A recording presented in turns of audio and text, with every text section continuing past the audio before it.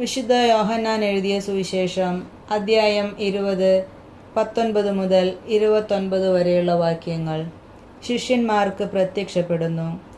ആഴ്ചയുടെ ആദ്യ ദിവസമായ അന്ന് വൈകിട്ട് ശിഷ്യന്മാർ യഹൂദരെ ഭയന്ന് കഥ കടച്ചിരിക്കെ യേശു വന്ന് അവരുടെ മധ്യേ നിന്ന് അവരോട് പറഞ്ഞു, നിങ്ങൾക്ക് സമാധാനം. ഇപ്രകാരം പറഞ്ഞുകൊണ്ട് അവൻ തൻ്റെ കൈകളും പാർശ്വവും അവരെ കാണിച്ചു.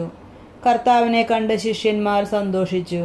യേശു വീണ്ടും അവരോട് പറഞ്ഞു, നിങ്ങൾക്ക് സമാധാനം.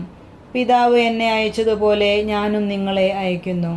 ഇതു പറഞ്ഞിട്ട് അവരുടെ മേൽ നിശ്വസിച്ചുകൊണ്ട് അവരോട് അരുളി ചെയ്തു, നിങ്ങൾ പരിശുദ്ധാത്മാവിനെ സ്വീകരിക്കുവിൻ.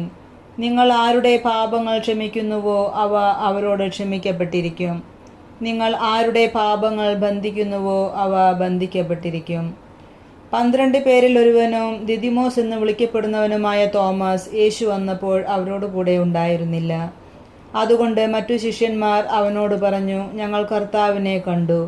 എന്നാൽ അവൻ പറഞ്ഞു, അവൻ്റെ കൈകളിൽ ആണികളുടെ പഴുതുകൾ ഞാൻ കാണുകയും അവയിൽ എൻ്റെ വിരലിടുകയും അവൻ്റെ പാർശ്വത്തിൽ എൻ്റെ കൈ വയ്ക്കുകയും ചെയ്തല്ലാതെ ഞാൻ വിശ്വസിക്കുകയില്ല.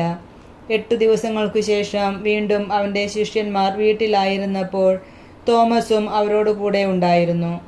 വാതിലുകൾ അടച്ചിരുന്നു. യേശു വന്ന് അവരുടെ മധ്യത്തിൽ നിന്നുകൊണ്ട് പറഞ്ഞു, നിങ്ങൾക്ക് സമാധാനം. അവൻ തോമസിനോട് പറഞ്ഞു, നിന്റെ വിരൽ ഇവിടെ കൊണ്ടുവരിക, എൻ്റെ കൈകൾ കാണുക, നിന്റെ കൈ നീട്ടി എൻ്റെ പാർശ്വത്തിൽ വയ്ക്കുക. അവിശ്വാസിയാകാതെ വിശ്വാസിയായിരിക്കുക. തോമസ് പറഞ്ഞു, എൻ്റെ കർത്താവേ, എൻ്റെ ദൈവമേ. യേശു അവനോട് പറഞ്ഞു, നീ എന്നെ കണ്ടതുകൊണ്ട് വിശ്വസിച്ചു.